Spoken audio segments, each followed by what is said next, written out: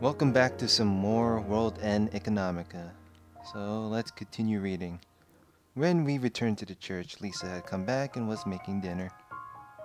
Welcome home. Did you see Serrault? Yeah. You did? That's good. This is the time to depend on your connections. After speaking, Lisa quickly turned back to the kitchen, but as I looked at her from behind, I recalled that exchange with Serrault. Lap pillow. It wasn't that I absolutely wanted to try it, but I wasn't totally uninterested. When the thought occurred, without knowing it, I was staring. When I noticed Hagana was giving me a curious look, I looked away quickly and went to my room. Lap pillow. How was it? Moving my pillow, I tried a few things. And then, getting fed up with how stupid I was acting, I fell flat on the bed. The next day, there was some movement with that suspicious stock I bought into. The trigger seemed to be that someone went and bought a big order. Right after, trading in the stock seemed to freeze for a moment. It was like seeing the exact moment the tides turned. The stock that had been hanging around 270 mules rocketed skywards. I immediately placed that were called market orders, not orders specifying this price, like buy 1,000 shares at 270 mules, but rather buy at whatever the going price was at market. I placed the order, using up even the entire 5 million mules I had promised Hagana. The margin sellers were piled up over 30 times the daily volume and seemed about to explode at any moment. That was what a horde of sharp-eyed traders like me flooded in on. At the beginning, there were a number of large sell orders putting up resistance, and the scent of blood from the chance of a short squeeze drew an even bigger crowd. There was a rush of orders, and a lag between the situation of the stock on the screen and the real situation started showing up. For moments, the movements would stop, and then the price would suddenly jump 4 to 5 mules. They weren't able to keep up server side. In the real world markets, if this happened, it would be a one-sided climb afterwards.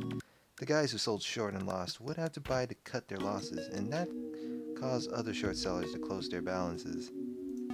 In a mere 10 minutes, it was up to 290 mules. The daily movement limit for this stock was 354 mules. It had started out at 270 mules on the dot, so it was over plus 30% off at that. Depending on the country, price movement limits might not exist, even within an exchange. The levels that the limits were set varied among stocks. The price on the screen kept climbing and climbing, and in moments 300 was in sight. At 300, there was a glut of sell orders waiting.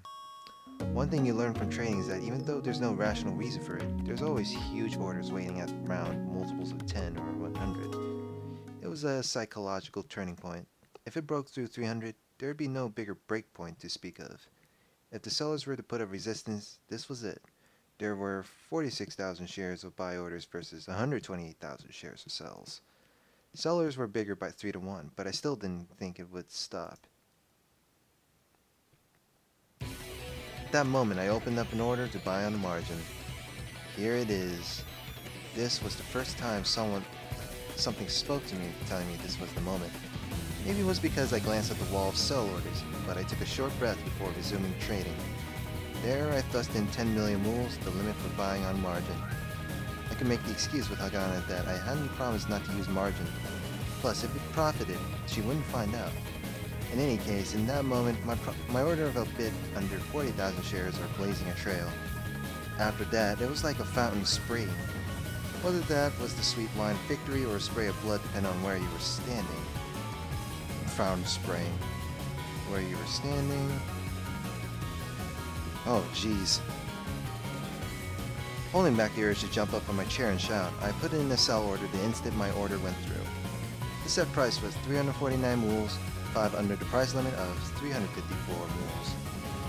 I didn't put it at 350 mules because if it went there, and there weren't enough buyers, the trade wouldn't close before the market did. In that case, there would be a chance that the demons in the last 10 minutes might kill me. I didn't put it at 350 mules because it was a round number. Right now, the stock was hitting new highs, so except for people who were caught with short sales, everyone else was taking their profits. If everyone was aiming to take their profits, then 350 mules, that nice round psychological point, would be the place where everyone would want to sell. That's why I put in an order for just before that, 349 mules. Like an old anime spaceship's throttle, the price of the stock on the screen rushed forward. There's no feeling like watching your position get larger with every breath.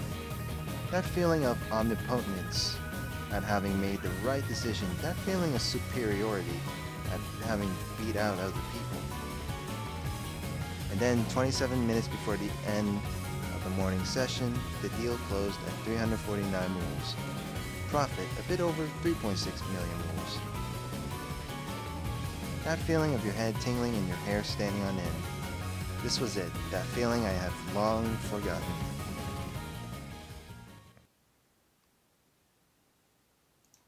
I was so happy I couldn't speak, so I took a deep breath. Looking at the rush of buy orders flooding in when the stock hit the daily high-end limit, I laughed tiredly. Not feeling bad about it even if it hit the limit again was the ironclad path to victory. Sarcastically, I made sure I didn't forget to tell myself that. Just as I was looking at the screen, unable to contain my smile, Hagana came into the living room from the hall. "Oh, hey." And she was like, "Huh, what's going on?" She had a suspicious look that said, there's a wacko here, but I didn't care.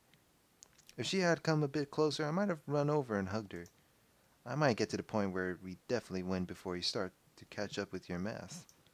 I said to Hagana as she went to the bathroom. As she put her hand on the doorknob, she turned around slightly. "But you'll give Lisa 50,000 moles from the prize money, right?" "Hmm? Yeah." "Then that works too." Hagana said that and headed to the bathroom. I thought she'd be a bit more competitive and annoyed at my success, but she didn't seem that way at all. I was a bit disappointed and returned my eyes to the screen. "Oh, did it go that well?" Lisa peered in from the hallway leading to the church. She had a triangle of cloth on her head and a mask on, apparently for cleaning. I turned around and Lisa took her mask off to reveal a knowing smile. "Shut up." "Things went well and you want praise. How honest of you." Lisa was really sharp-eyed. I held my head in front of the computer. "Anyway, I wonder if I should cut things off here. What were you doing all morning?" "Big house cleaning." "It's that time of year?" "Nope, but this is about all I can do after all." "What?" When I asked her out of confusion, Lisa took the cloth from her head and took off her gloves. She then threw them behind her and came into the living room in relief. "I can't be any direct help to either you or Hagana. In that case, I can be of use keeping this place clean. Just being in a clean place can give power." "I don't really get it, but..." I said as I turned back to the screen. "It's better than it being dirty. Right? And well, besides that, having delicious food and clean clothes. Oh, and Hal, you're always popping your neck and shoulders. Should I give you a massage?" Lisa wiggled her long, thin fingers as she spoke.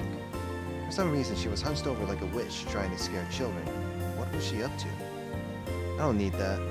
"Oh, getting a massage from a young woman like me isn't something that happens every day, you know." "You wouldn't be the one saying that." "Oh, ho, ho, ho." Lisa laughed theoretically and went to the sink. As I watched her back, I thought in my heart if it were a lap pillow, and then I sighed. The next day, there wasn't anything particularly of note. I was still profiting at a good pace, and in the end, I managed to move the amount I could control to 10 million moles by the end of the week. Essentially, I earned more than 5 million moles.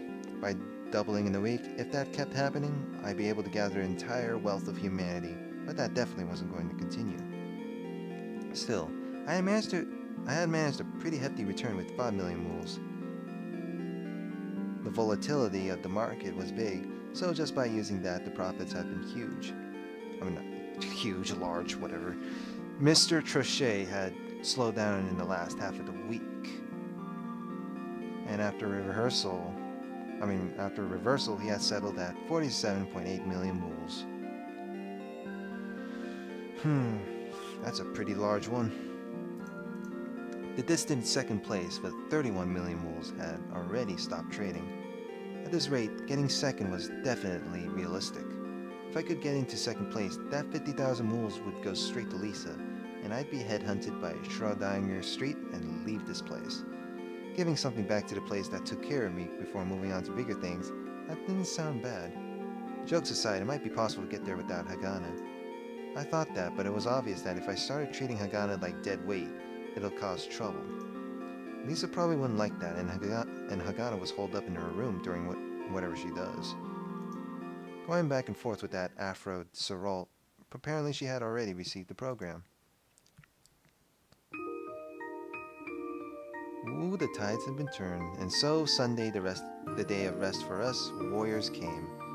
I was staring into space while eating breakfast, and while the laptop was at least on, I was so out of it that Lisa was laughing. Hagana had finished eating her toast and was drinking her hot milk when she put her cup down and spoke. I was back testing the programming and... Huh? That was all I could say to those sudden words. And so? I don't know whether I'm using it wrong or the program is wrong. The numbers are insane. We mailed back and forth a lot and still can't figure it out. Uh-huh. And so? I looked at Hagana and she kept staring at her cup. What's going on? When I hesitated, Lisa, who had been watching things behind Hagana, tried to signal something to me over her shoulder. And then I finally understood. Ah, you want to go to the Big Bowl Cafe? Hagana looked up. Yes. Then say so. Hagana's lips formed a thin line. At least remember how to get there. As I said that and was pulling up the map on the laptop, Lisa glared at me from behind Hagana. At the same time, Hagana was in her own way, looking down at the table with no expression. There was something she wanted to say but couldn't. Looking between Lisa and Hagana a few times, my dulled wits found their ways to the correct answer.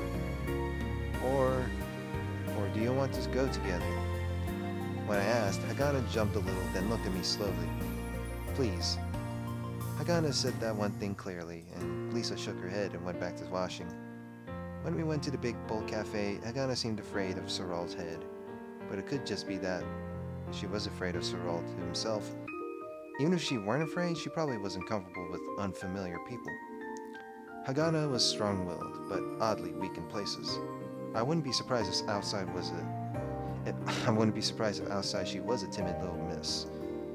The sooner the better? I want to be in time for Monday. Alright. I gulped down my last ham and eggs and shut down the computer. Is that guy even awake at this time? No one had an answer to my muttering.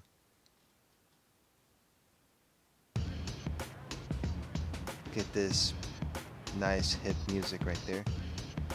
Sunday mornings have a special air about them. On weekdays, the atmosphere of the city was very active, possibly due to the many people working. However, on days off, everything was somehow more relaxed and calm. There were also fewer people in the streets, so the air felt refreshing. As always, along the way, I would look at things on the street and wonder what companies they came from. Because of that, once in a while, I'd wind up being some distance from Hagana, but this time she didn't complain or glare at me. When I slowed down, she stopped and looked around aimlessly as she waited for me, and then we walked off again. While doing this constantly, we came to the Big Bowl Cafe. When we entered, we found a large man who was totally suited to the name of the place leaning on the counter, reading an e-magazine board. He glanced our way sharply. Welcome. Hagana completely froze and stood dead center at the automatic door. Ah, is Serrault around? Boss? He's in the far back. Room number 2. Thanks. The ox-like guy gave a gruff nod and went back to his magazine. I turned around to the still frozen Hagana and motioned to her to move to the back. However, she didn't even move when I started walking off, so I took Hagana's hand and pulled her along. The ox was glancing between us in his magazine, but in the end, I got the feeling he was smiling. You're not scared? As I walked through the narrow maze of halls, Hagana spoke. Huh? He seemed like a bad person. Bad, well, he wasn't a banker at least. Hagana seemed to have trouble coming up with a response to that, but her expression was serious. Just train up your body, and most people won't seem that scary. How? You've trained? You didn't see me trash that Toyama guy? Most adults around here I can easily beat. I see. Then Hagana nodded. Thought about saying something but decided not to. I had a feeling that being afraid of big men wasn't just due to a simple difference in strength, but some other reason. Even if she had to come here of all places, she would have come by herself if she were able to. And so, I guess number 2 is here. At the far end of the place, there were 2 rooms. The number 1 and number 2 rooms cost 3 times as much as the other booths. You awake? I knocked on the door. The place was quiet, so I couldn't shout. Despite knocking a few times, there was no answer, so I opened the door gently. There was some kind of movie playing silently on the computer screen. Did he have headphones on and couldn't hear? Immediately, I shut the door. What happened? Hagana asked, looking at me. I replied somewhat hurriedly. Can you go over there for a bit? Why? Just do it. Hagana didn't look very happy, but she eventually went. Reluctantly, she went back down the hall about 3 steps. Hagana's brows furrowed, but she did go back another 2 steps. I nodded, opened the door, and went in.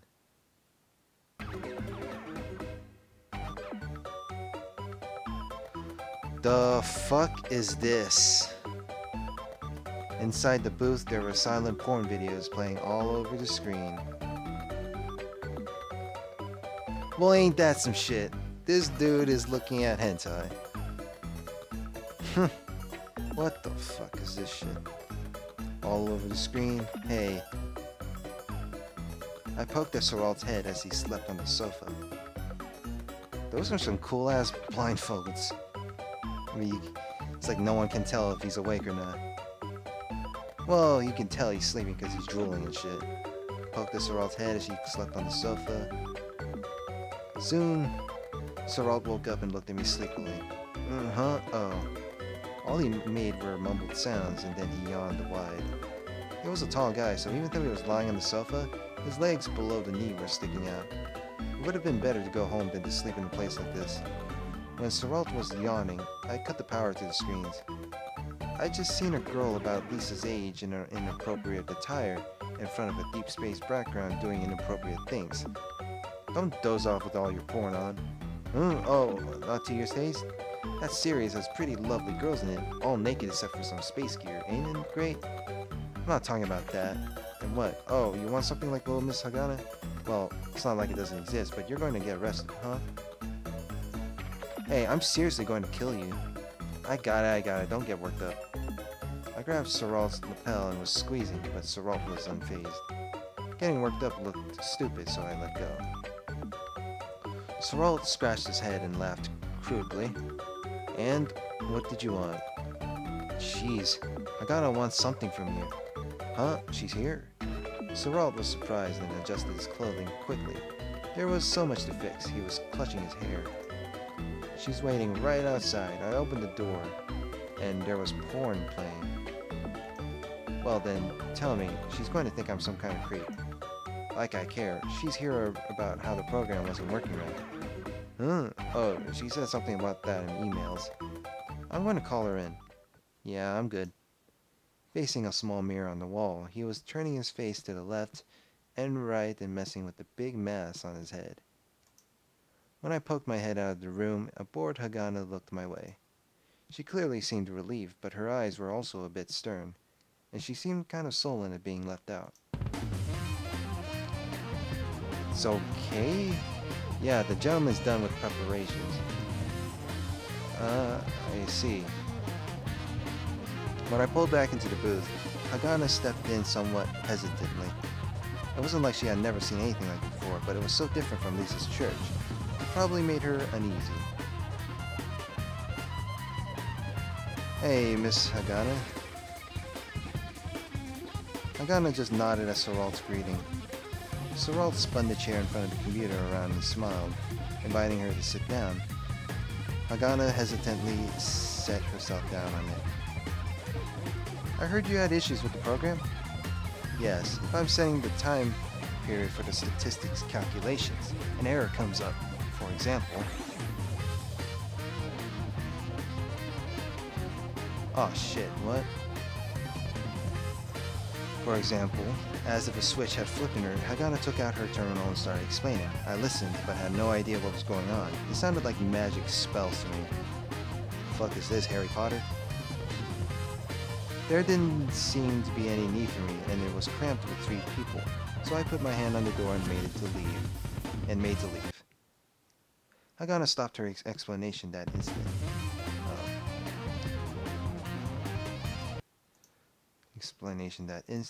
Huh? When I turned around, our eyes met. She had on this defenseless face that said, "You're going to leave?" My heart jumped and I froze, but I didn't want Serrault to know, so I quietly slumped my shoulders, took my hand off the door reluctantly, and leaned it lightly on the desk. Hagana watched her worriedly, then resumed her explanation. It all happened in the space of a second. Serrault was frowning at Hagana's questions, so it didn't seem like he noticed. Hagana started conversing with Serrault again. While I watched him, I struggled to calm the beating of my heart. True, this cramped, messy place would be scary to be left alone in, even for a girl like Hagana. But what surprised me was Hagana's defenseless face.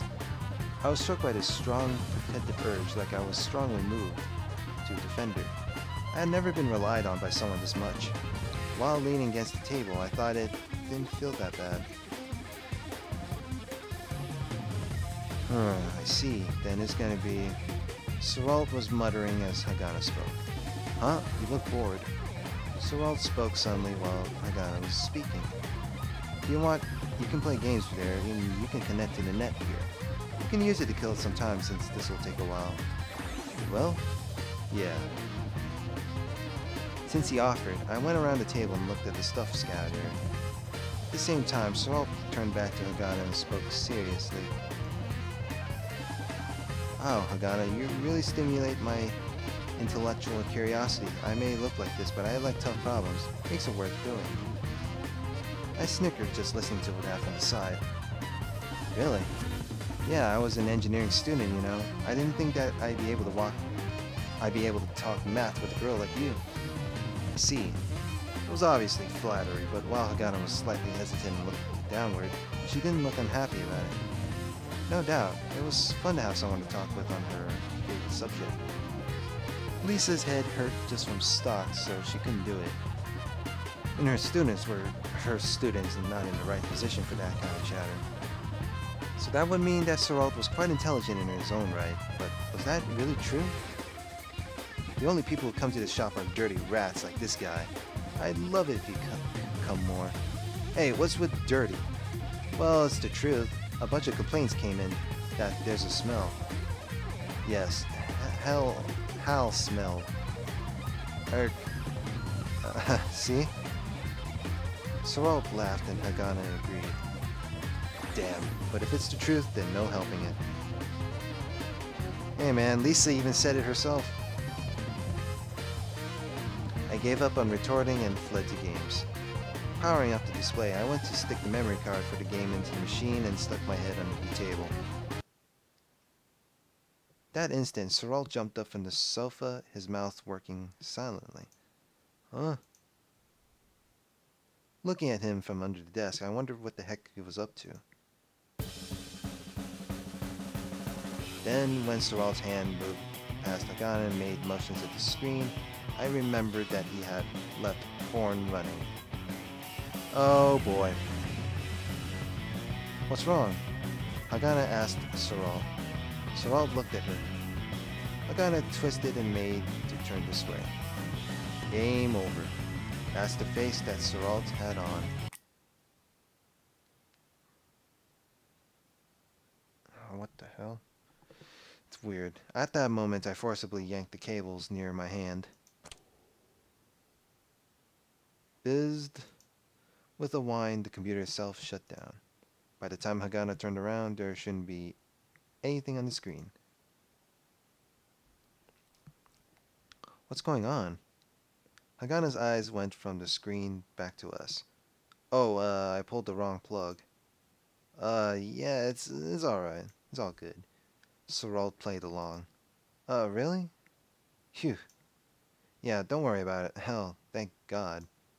Thank God. While Serrault and I exchanged words, Hagana had tilted her head, exuding question marks the whole time.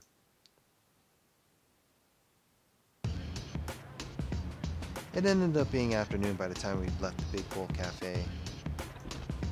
Starting from Hagana and Serrault's talks, they made adjustments to the program right there, so it took extra time.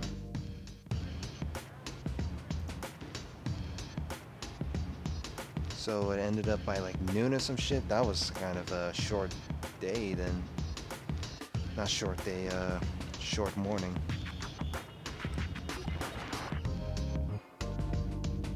Program, extra time. Even so, according to Serrault's boasting, he was about the only person who could work that quickly. I didn't know how true that was, but he certainly typed fast. At first, I was wondering whether he was just slapping keys to show off in front of Hagana. But ultimately, the issues Hagana mentioned seemed fixed, and she'd put in some numbers, look at the results, and nod in satisfaction.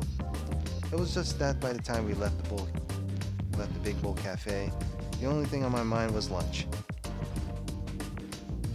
Hey. When I turned around and spoke, Hagana was putting her terminal with the freshly completed program carefully in her bag. You go on back alone. Why? I'm going to eat something around here. I wouldn't be able to last until the church. While they were programming, Serrault had graciously offered to get some pizza, but Hagana turned him down. Apparently, Lisa would have some food prepared at the church when we got back. However, if I kept pace with Hagana from here, it'll take 30 minutes. I couldn't say that I wouldn't starve along the way. You do know the way back, right? I asked as we went down the narrow stairs. At the landing between stairs, Hagana stopped and stood there. What? When I stopped and asked, Hagana lifted up her head and spoke. All did the same. Huh. After a moment's surprise, I spoke. There's food at the church, though? And I plan on eating that, too, you know. There's food at the church, though, and I plan... How is that a question? And I plan on eating that, too, you know, and... Hagana never ate all that much. Hagana's eyes looked surprised at my words, but soon her expression tightened and she spoke with a glare. There's no food at the church. What? Now I'm the one with questions. That was because having food at the church was the reason she used to turn Serrault's offer for pizza down. Lisa wasn't going to make something before she went off to her part-time job? She didn't. My brain was having trouble working from hunger, so I couldn't see why. Did she want to eat alone with me? I was half jokingly thinking of that silly idea when it struck me. Your dad afraid of Serrault? When I said it while laughing, she shrank down visibly. That was it. Oh well, his head does have a powerful presence. Hagana was looking away unhappily after being found out, but she looked at me after I spoke, then nodded. I don't like men, she whispered. You know I'm a man too, right? When I asked, she looked down the stairs at me and spoke clearly. Aren't you a kid? I see. What? I don't get it. My face froze a bit at that, but when Hagana finished speaking, she regained her composure and quietly went down the stairs like she normally did. Why can't she say male? Like, what the hell? Huh. And when she came right in front of me, she spoke. So, where are we eating? Take me there now. I slumped my shoulders and was about to start walking. Being treated like a kid by a girl shorter than myself and getting pissed at it, I guess I was still a kid. While mulling over that, I suddenly had an idea. Oh, right. What? Around this time on Sundays, Chris might be around. Chris? Hagana spoke warily as she looked at me. Hal, you have something you need from Chris? At this time on Sundays, Chris is around the tunnels, right? Well, that's true. Well then, why don't we get some rolls of bread and eat it there? The view's good after all. I like it there. Hagana kept looking at me warily. It must have been like a mother cat protecting a kitten. Chris was certainly a bit clueless, so I couldn't understand why. I see. After silently considering what my words meant, Hagana nodded. Then that's fine. Great, then let's get supplies. Do you have money? When I asked, Hagana tightened her brows unhappily and looked at me. I've got some from Lisa. Don't get so angry. I'm not angry. Well, it's fine. If there isn't enough, I'll pay. Hagana was about to reply immediately with something, but I kept talking. Last time you were haggling for me, right? That was apparently her trying to thank me, and repaying thanks with gratitude was a bit strange. But considering what I heard in front of the clothing shop, I thought this was about the best way. Hagana's face said that she wanted to say something, but apparently she couldn't find the words. Looking away with her poker face on, she nodded. Wow. At my voice, her eyes turned back to me. Don't try to force the price down. Huh? Hagana looked sad for an instant, but gradually turned more annoyed. But she didn't kick my leg, unfortunately. Okay. Instead, surprisingly, she agreed with a nod.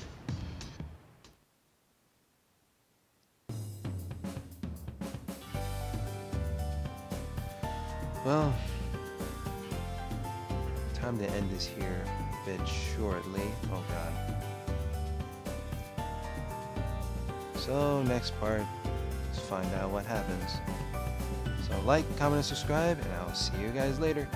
Have a good one.